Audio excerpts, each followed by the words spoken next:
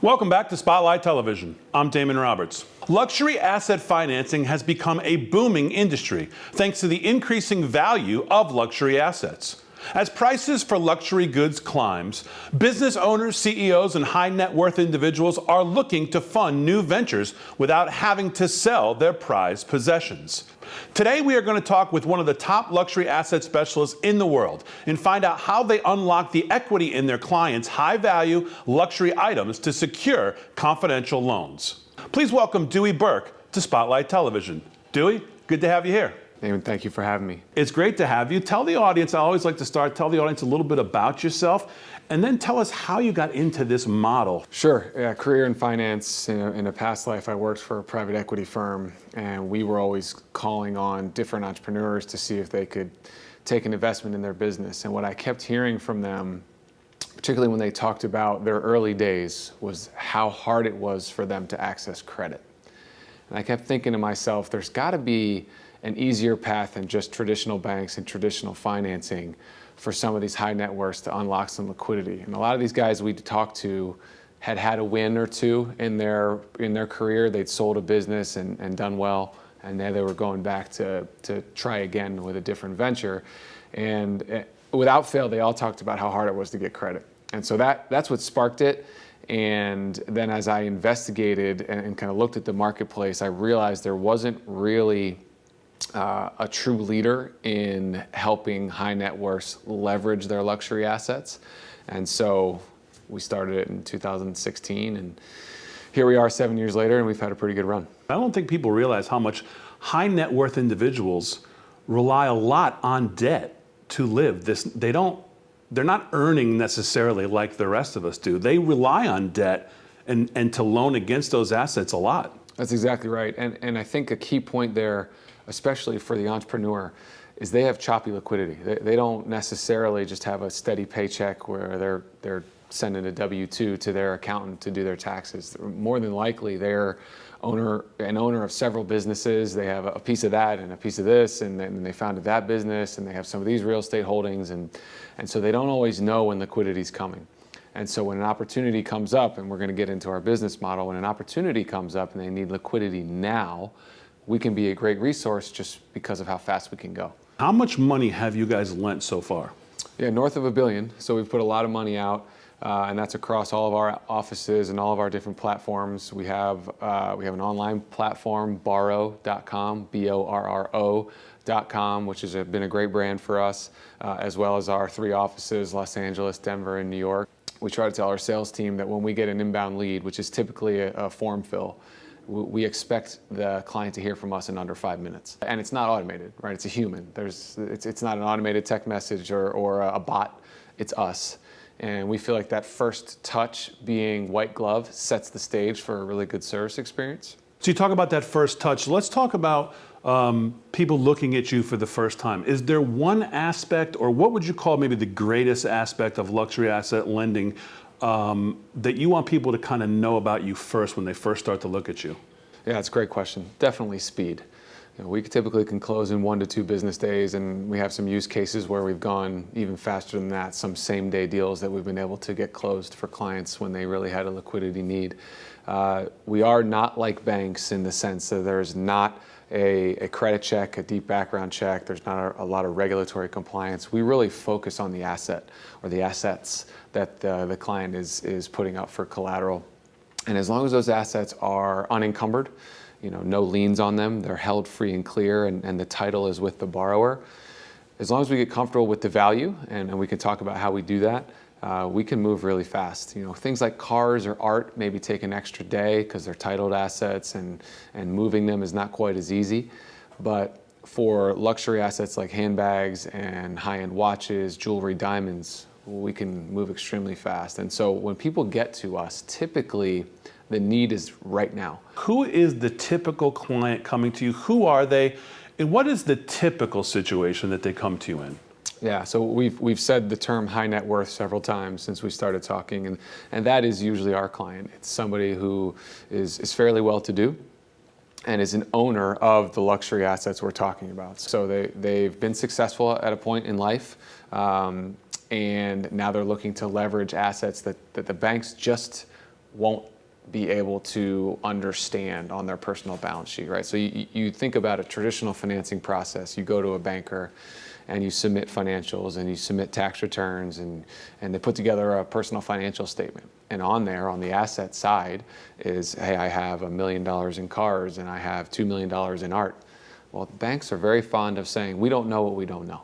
And so that stuff's just flat not for us. They're going to focus on real estate. They're going to focus on securities portfolios when they're thinking about leverage. And so we've built a business thinking about exactly what the banks won't think about. And we've become experts in those different asset classes. What can someone expect from the process? Sure, and you mentioned their situation. So what are we financing typically when we write a loan for a client? We've talked about a business venture or a real estate opportunity. We see that a lot. Meeting a deadline, whether that's college tuition or an IRS bill that might be due.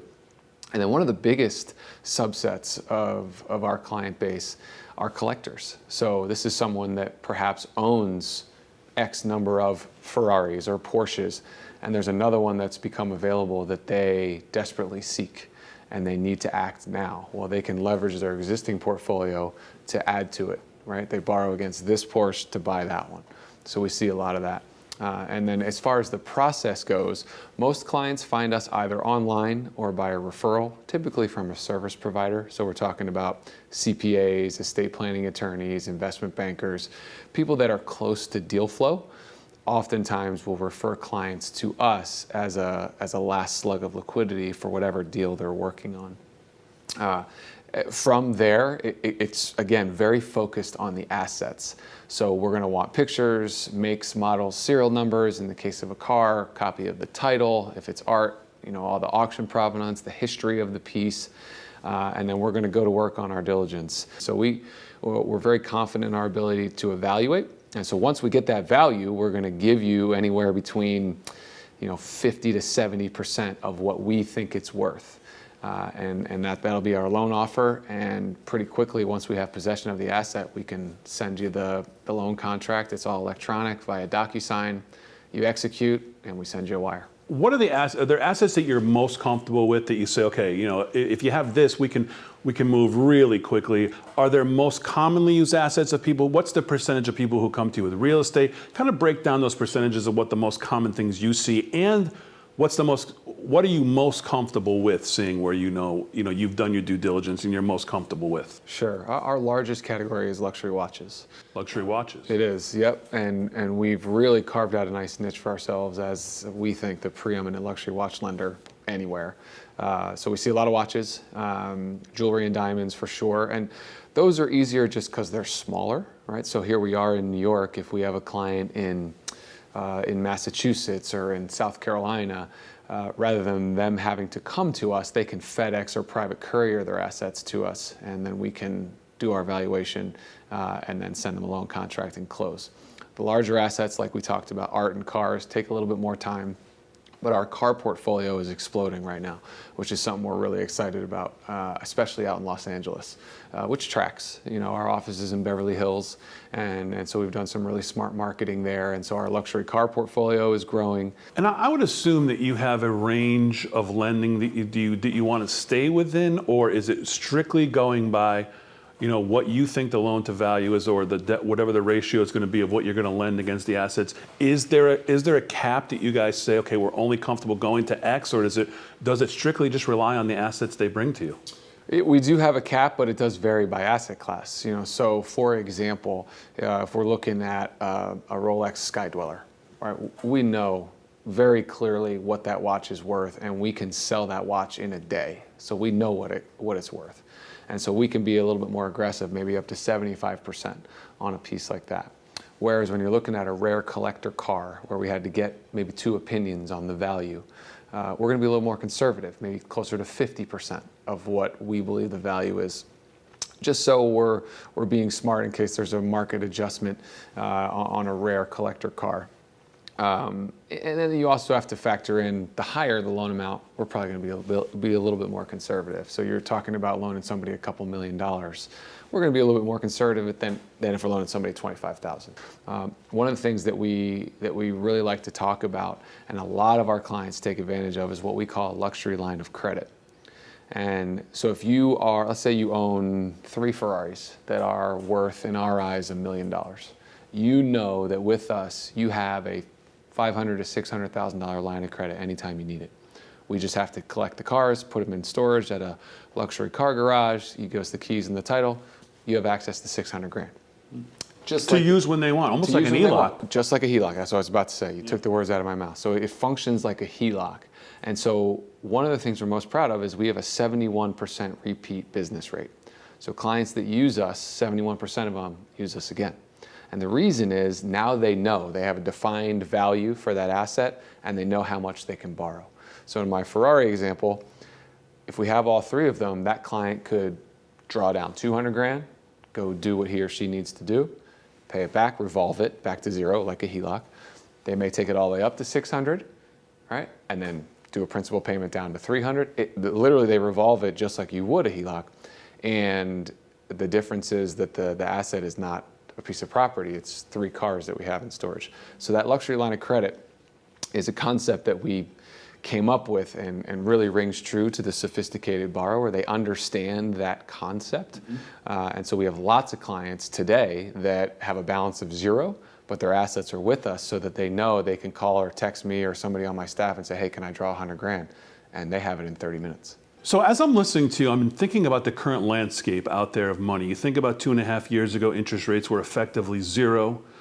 Inflation was non-existent. Most people didn't know what the term is. And now you look, inflation peaked at 9.2%. It's come back a little.